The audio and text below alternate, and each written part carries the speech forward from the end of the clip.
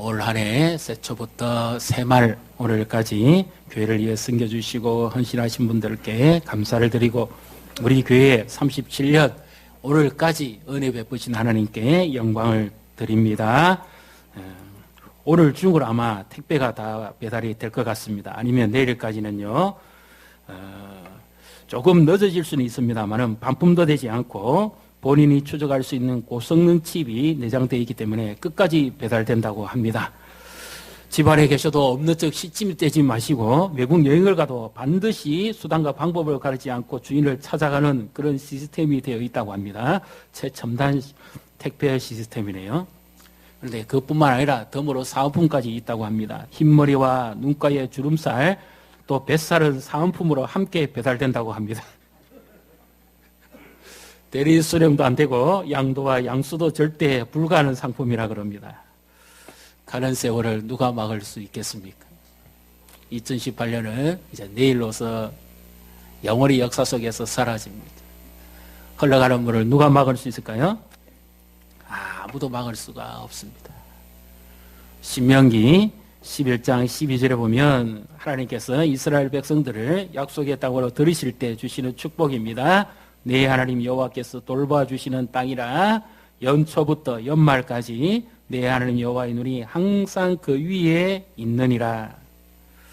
여기 돌봐주신다는 말은 근고하고 살피신다는 그런 의미입니다. 이것을 우리로 치면 교회입니다. 하나님께서 은혜를 베푸실 곳, 하나님의 시선이 머무시는 곳, 바로 교회지요. 교회가 축복의 통로죠. 하나님께서 일일이 살펴서 은혜를 베푸시기를 원하신다는 그런 말씀이죠. 하나님께서 우리 교회를 사랑의 눈으로 보시고 또 우리 교회를 향한 하나님의 계획과 뜻을 이루어 가시고 또 이 가운데 하나님 우리를 도구로 사용하신다는 것을 믿으시기를 바랍니다. 오늘 본문은 겉으로 드러나면 세 가지 명령에 의해서 이것을 행하라는 것이고요. 다른 관점으로 보면 이것이 축복입니다. 에베소 교회에 주시는 말씀이죠. 그래서 새로운 삶을 시작하는 자들에게 주시는 축복이기도 하고 그리고 어둠의 일을 벗고 빛의 갑옷을 입고 빛의 열매로 살아가는 자들에게 주시는 축복이기도 합니다. 또 동시에 그리스도 안에 있는 우리에게 이 연말과 연초에 새롭게 우리가 사모하고 바라봐야 될 축복이기도 한 말씀입니다. 우리의 인생은 시간표가 있지요. 태어나는 생일이 다 있습니다. 그리고 마치 영아기, 유아기, 그리고 초등, 중등, 대학, 그리고 이제 청년, 장년, 중년, 그리고 노년, 다 이런 세계가 있죠. 마치 이것을 인생의 시간표로 볼 수가 있습니다. 그래서 가장 어쩌면 우리가 쉽게 흘러버리는 것이 있다면 그것이 시간이 아닐까요?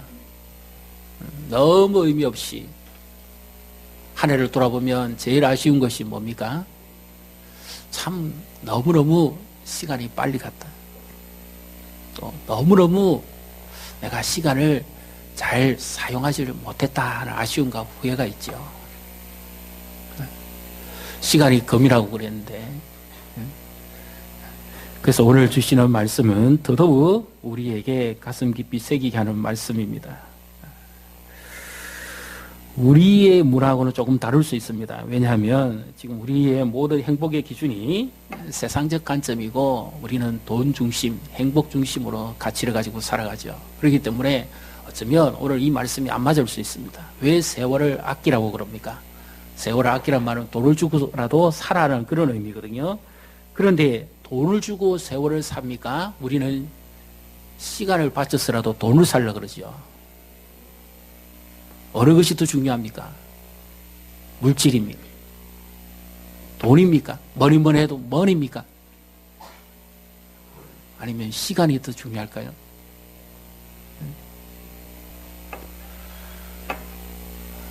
이 사람은 첫 구절만 되면 다 아실 뿐입니다. 가는 세월 그 누가 막을 수가 있나요?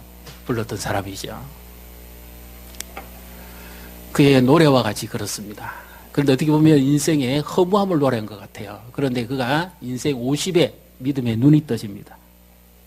그리고 가는 세월의 제일 마지막 가사에 보면 내 영혼은 영원하리 그렇게 되어 있습니다. 그래서 그가 그런 노래를 한 30년 부르다가 그의 인생 2막이 시작되어집니다. 하나님의 은혜를 발견하고 비로소 그가 믿음의 생활에 눈을 뜨기 시작했을 때 하나님께서 그를 다른 인생의 무대로 인도해 갑니다. 교회에서 이제 간증 집회를 인도하게 하는 거죠. 그래서 그가 가는 세월을 부르고 난 다음에 반드시 2절로 나오는 그 노래가 있습니다. 그 노래가 뭐냐면 내 영혼이 언총이 겁니다. 가는 세월의 마지막 내 마음은 영원하리 그것으로서 끝나지는 것이 아니라는 거죠. 누구를 만나야 내 영혼이 내 마음이 영원할까요? 내 삶이 영원할 수 있습니까? 내 영혼이 언총이 입어 중한 죄짐 벗고 보니 슬픔 많은 이 세상도 천국으로 화하도다. 믿습니까? 그래서 비로소 인생의 주인을 나이 50에 만났습니다. 그리고 그의 인생의 삶을 새로운 기회를 차지했지요. 아니 하나님께서 그에게 새로운 기회를 주셨지요. 시간이 유수하지 흘러갑니다. 아무도 막을 자가 없습니다. 그러나 오늘 이 말씀을 내 것으로 삼는다면 이 말씀이 내게 복이 되고 은혜가 되고 능력이 될 줄로 믿습니다. 2018년도도 그렇게 살아오셨다면 이것이 복이 될 것이고요. 또 올 한 해 마지막이기도 하고 또 우리가 2019년을 바라보는 이런 시점에서 이 말씀대로 산다면 2019년 내내 이 말씀이 우리에게 복이 될 수도 있습니다. 과연 무엇이 복입니까? 어떻게 살아라는 말입니까? 자, 먼저 어떻게 행할 것인지 자세히 주의하여 보라. 그렇게 말씀하죠. 자, 15절을 우리 같이 읽습니다. 그런즉 너희가 어떻게 행할지를 자세히 주의하여 지혜 없는 자 같이 하지 말고 오직 지혜 있는 자 같이 하여. 아멘. 자, 지혜 없는 자 같이 하지 말고 지혜 있는 자 같이 하라. 여기에 앞에 부분이 강조가 되어 나오죠. 어떤 말씀입니까? 자세히 주의하여 어떻게 행할지를 보라는 말입니다. 먼저는 주의해라. 잘 살펴보라는 말이죠. 내 인생을 2018년 어떻게 살아왔는지 한번 살펴보라는 겁니다. 그리고 앞으로 내가 2019년 어떻게 살아갈 마음의 자세가 됐는지 그것을 한번 점검해 보라는 그런 의미죠. 자, 여기서 지혜는 우리 흔히 알기로는 지식으로 많이 이해를 합니다. 그러나 여기 나오는 지혜는 에베소 1장 17절 말씀과 연결시켜 보면 하나님을 아는 것이 계시고 그 하나님을 알물 내 삶에 소화시키는 것이 지혜입니다. 그러면 여기 지혜는 지식의 습득이 아니라 하나님을 알게 하는 거죠.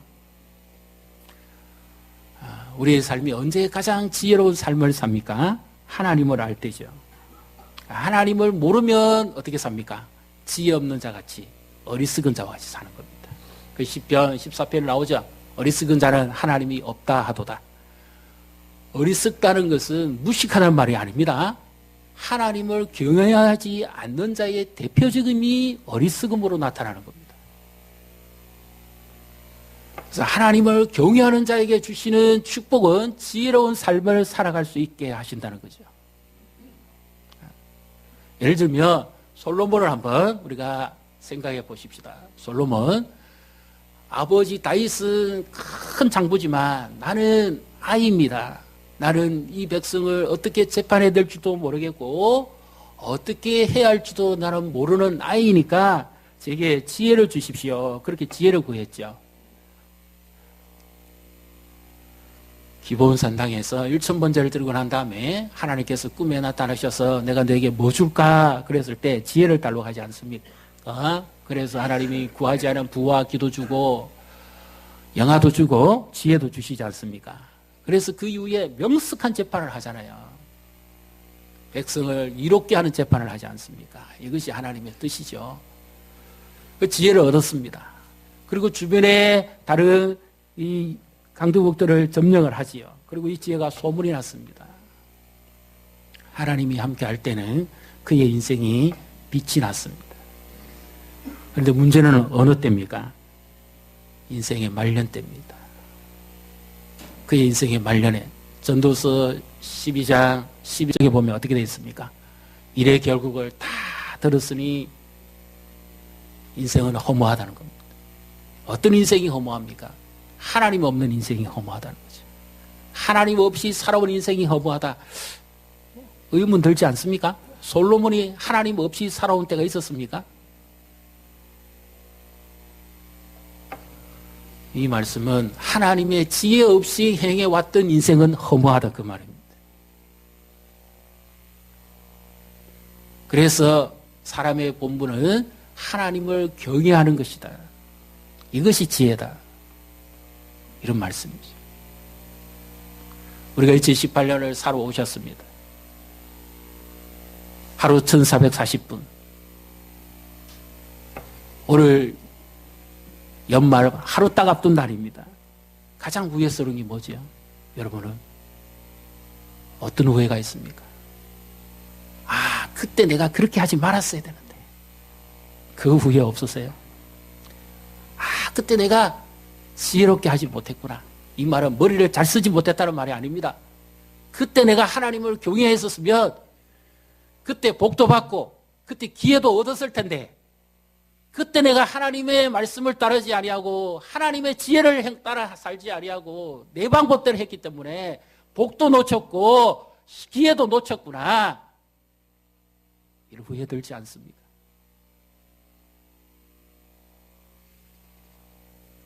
그때 내가 내 머리로 판단하지 않고 하나님께 묻고 하나님의 말씀을 따라 행했다면 내가 지금 어쩌면 그때 그 복을 내가 차지할 수 있었을 것인데 후회되시죠? 2019년에는 우리가 가져야 될 복입니다. 하나님을 경외한 자에게 하나님이 복을 주십니다. 믿으십니까? 여호와를 경외하는 가정에 하나님 복을 내리시죠. 하나님이 복이신데 지혜롭게 하나님을 경외하는 자에게 하나님 솔로몬에게 얼마나 많은 복을 주셨습니까? 그런데 그가 지혜를 따라 살지 아니하고 그의 인생의 마지막에 어떻게 합니까?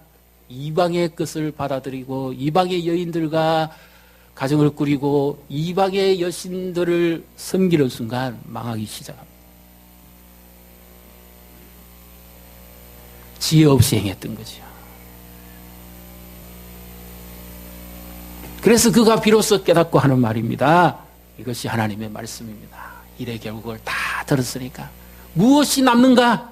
하나님의 말씀을 따라 행하고 지혜롭게 살아가고 하나님을 경외했던 거 그거 외에 남는 것이 없는 거구나. 그래서 우리의 삶도 어떻게 사는 것이 복인가 자세히 주의하여 잘 살펴보라는 겁니다. 지금 내가 하나님의 말씀을 따라 살아가고 있는지 하나님의 지혜를 따라 살아가고 있는지 잘 살펴보라는 거죠. 오늘 여러분이 선택하고 있는 것은 어떤 선택입니까? 하나님의 방법을 따라하는 선택입니까? 그런 계획입니까? 그러면 하나님이 책임지시고 하나님이 복을 주실 것입니다. 믿으시기를 바랍니다.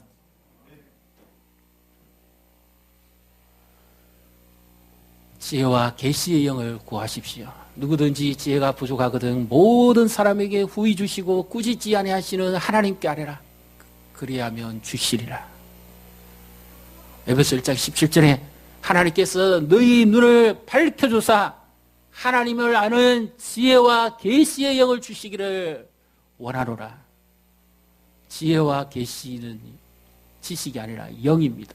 하나님을 알게 하는, 하나님을 알아야 지혜롭게 살아갈 수가 있지요. 하나님을 모르면 어리석게 살아갈 수밖에 없는 것입니다.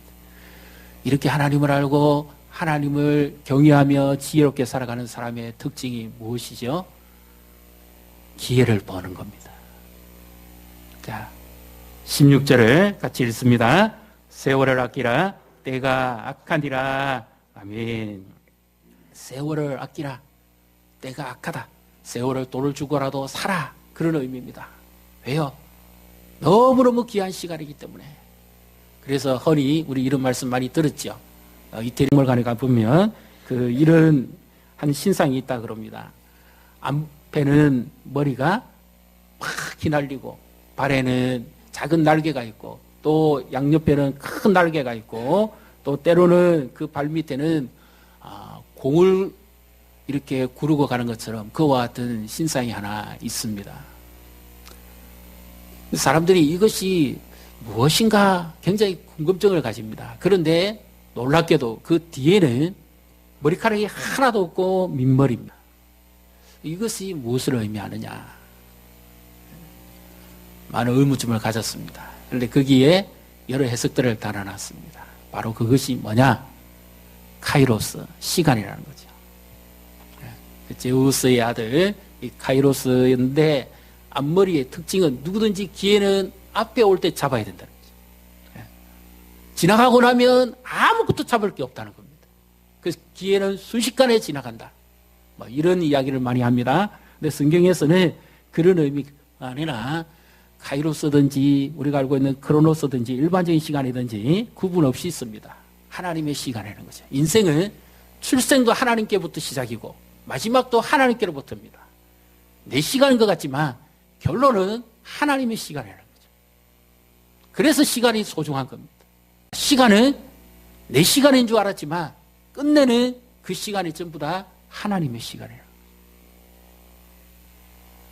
그래서 시간을 돈을 주고라도 사라는 그런 의미입니다. 왜요? 우리가 세상을 살아 이 세상이 너무 악하기 때문에 때가 악하다는 이 말은 어떤 시점을 두고 말하는 것이 아니라 우리가 살아가고 있는 세상에서 살아가는 이 세상의 가치가 전부 악하기 때문에 세상적 영향이 전부 죄성에 물들어 살아가기 때문에 그래서 너희는 하나님의 시간을 살아. 이걸 직역하면 이런 의미입니다. 너희는 할 수만 있으면 돈을 주고 쓰라도 조차 하나님의 기회를 선용하라는 그런 의미입니다. 2018년 우리가 살아왔습니다. 지금까지 그 결과가 어떻게 드러납니까? 우리가 시간을 어떻게 쓰느냐에 따라서 그것이 우리의 인생을 열매로 나타나는 거죠. 여러분 어떻게 한 해를 사셨습니까? 어떤 시간을 살아오셨습니까? 인생의 의미 있는 시간은 어떤 시간이었습니까? 반면에 후회되는 시간은 어떤 시간이었나요?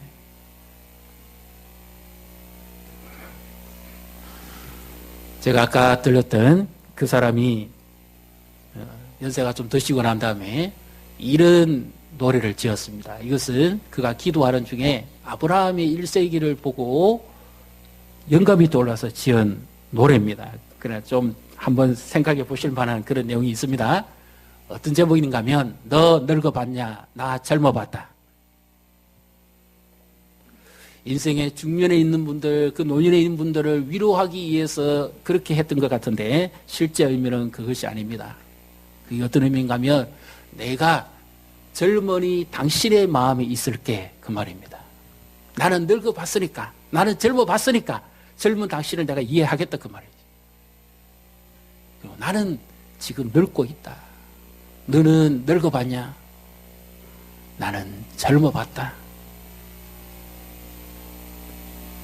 젊음의 특징이 뭐예요? 열정과 패기입니다. 그런데 젊음의 또 하나의 특징이 뭡니까? 실수가 많은 겁니다. 가보지 않은 길을 가야 되는 거예요. 자기 욕망대로, 자기 판단대로 하는 것이 젊은이의 특징 아닙니까? 그러나 나이 드신 분들의, 연수가 오래되신 분들의 특징은 뭐지요? 신중합니다. 깊이 생각합니다. 왜요? 과거의 그 아픔을 반복하지 않기 위해서 그렇지.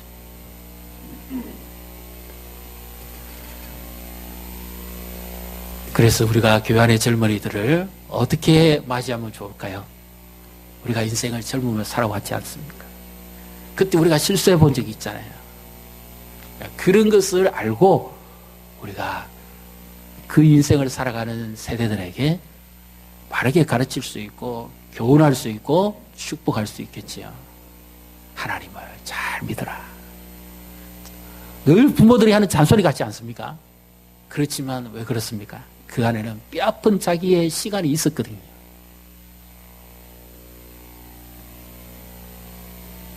그래서 나도 젊어봤다. 너는 아직 늙어봐주지 않지 않았느냐.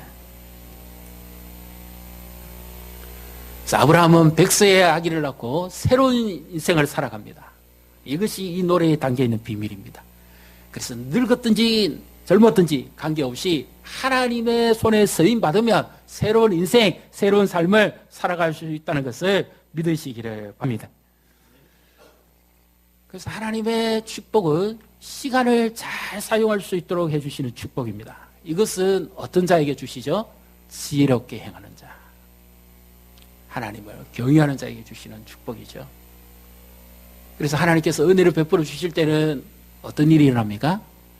내가 생각한 것만도 하나님께서 딱딱 맞춰주실 때가 있어요. 그래서 우리는 이것을 흔히 하는 말로 복이다 또는 은혜다 이렇게 말하죠.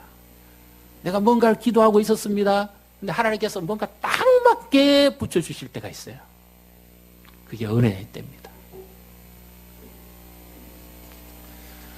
하나님의 은혜가 우리에게 지속되어진다면 이것은 놀라운 은총이죠. 축복이죠. 이것을 우리가 받을 수 있는, 이 기회를 얻을 수 있는 조건이 하나가 있습니다. 그것이 뭐지요? 하나님을 경외하는 겁니다. 그러면 우리가 놓치는 것 같지만 하나님이 그 기회를 우리에게 주시는 겁니다. 하나님을 사랑하는 자에게 모든 것을 함량해 선을 주시는 하나님께서 이것을 우리에게 새롭게 기회를 선물로 주신다는 것이죠. 이것이 놀라운 축복 아닙니까? 내가 만들어 쓸 수 있는 시간도 아닌데 하나님께서 내 삶 속에 간섭하셔서 나에게 이와 같은 은혜를 주신다는 것이죠. 자, 그러므로 이제 마지막 결론으로 갑니다. 17절을 우리 같이 읽습니다. 그러므로 어리석은 자가 되지 말고 오직 주의 뜻이 무엇인가 이해하라. 아멘. 자, 주의 뜻을 생각하라. 지혜롭게 행하는 자, 그리고 하나님의 때를 살아가는 자, 하나님으로부터 기회를 받는 자, 주의 뜻을 분별하고 살아가는 통찰력을 가지게 되어집니다. 에베소 1장 18절에 보면 지혜와 계시의 영을 너희에게 주사 하나님을 알게 하시고 너희 마음의 눈을 밝히사 그렇게 말씀하시거든요. 하나님을 알아가는 것과 마음의 눈을 밝혀주시는 것은 같은 의미입니다. 언제 우리가 하나님을 압니까? 하나님께서 우리의 마음 눈을 밝혀줄 때가 하나님을 알 때입니다. 아담과 하와는 선악과를 먹고 오히려 마음의 눈이 어두워져 버렸습니다. 죄의 지배를 받고 말았죠. 그 위에 모든 것이 불안정하고 혼돈스럽고 관계가 깨어지고 죄의 열매를 맺고 살아갑니다. 예수님은 우리에게 오셔서 이 어두워진 눈을, 하나님을 볼 수 있는 눈을 열어주시죠. 그래서 마음이 청결한 자는 복이 있다. 왜냐하면 그들이 하나님을 볼 것이기 때문이다. 지혜롭게 행하는 자에게 하나님께서 마음의 눈을 열어주신다는 거죠. 하나님을 경외하는 자에게 하나님께서 그 마음의 눈을 열어줍니다. 눈이 어두우면 제대로 분간할 수 없지 않습니까? 캄캄하면 더듬어 살아갈 수밖에 없습니다. 얼마나 불편합니까? 그런데 영적인 눈이 어두우면 하나님을 볼 수가 없기 때문에 영적인 소경이 되는 거죠. 근데 하나님께서 우리의 눈을 열어줍니다. 예를 들면 사울을 보십시오. 사울이 젊었을 때, 혈기왕성할 때, 바리새인 중에 바리새인이요 최고의 학문 속에 있을 때, 유대교의 열심 속에 있을 때 그의 눈은 열렸습니다. 지식의 눈도 열렸고 세계를 바라보는 눈도 열렸고 하나님에 대한 열심의 눈도 열렸습니다. 그런데 그것은 거짓이었죠. 다메섹에 있는 예수 믿는 자들을 잡아 죽이기 위해서, 교회를 핍박하기 위해서 대제사장의 공문을 받고 가다가 다메섹 도상에서 부활하신 예수님을 만나죠. 그때 예수님께서 사울아 사울아 그렇게 음성을 들려주십니다. 그리고 그 빛의 광렬함을 통해서 그의 눈이 멀어버립니다. 음성만 듣고도 주여 니시니까 알았습니다. 그리고 그의 육신의 눈이 가려졌을 때 죄와 세상적 욕망의 관점이 그에게 닫혔을 때 비로소 영의 관점이 열리지요. 예수님 바라보았을 때 그의 인생이 새롭게 시작하지 않습니까? 누가 우리의 마음 눈을 열어줍니까? 우리 마음에 욕망으로 가득 차 있으면 이 눈이 닫혀버리는 거예요. 예수님 보지 못하는 겁니다. 교회 생활에도 마찬가지입니다. 교회를 숨기고 다니면서도 내 마음의 욕망으로 차 있을 때는 내 영의 눈이 닫혀버려요. 예수님 못 보는 겁니다. 그러니까 내게 열매가 없어요. 혼돈이 일어납니다. 상처를 줍니다. 내 눈에 보이는 대로만 하니까요. 그런데 예수님 만난 사울은 어떻게 됩니까? 비로소 그의 눈이 밝아져서 예수님을 보고 난 다음에 그의 인생은 변화되지요. 우리의 영의 눈은 누가 열어주십니까? 예수님이 열어주시죠. 사울이 지금 바울이 되어서 에베소 교회에 편지를 합니다. 하나님을 아는데 지혜롭게 하나님을 경외하는 자에게는 그의 마음을 열어주신다. 그리고 그의 영의 눈을 열어서 하나님이 어떤 분인가를 보게 해주신다. 하나님을 보아야만 하나님의 뜻을 분별할 수 있지 않겠습니까? 자세히 주의하여 주의 뜻이 무엇인가 분별해라. 어떻게 분별할 수 있습니까, 우리가? 예수님이 눈을 안 열어주면 분별할 수 없습니다. 예수님의 손길 우리에게 닿아야 됩니다. 그래야 비로소 주께서 원하시는 것이 무엇인 것을 깨달아야만 주의 뜻을 알게 되죠.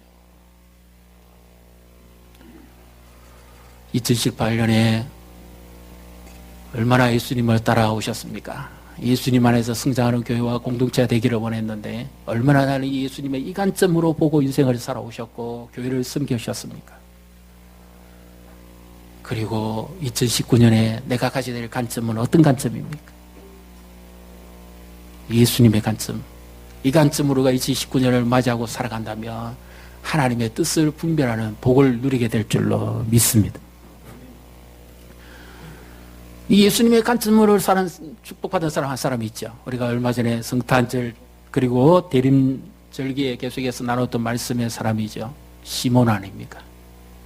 유대인의 왕이라면 동방박사조차도 큰 왕이 나셨다 그래서 엄청난 예물을 가지고 오지 않습니까? 큰 자를 찾았겠지요. 그러나 아니었습니다. 시몬은 그 아기가 어떻게 만왕의 구주라고 알 수 있었을까요? 영의 눈이 열렸기 때문이죠.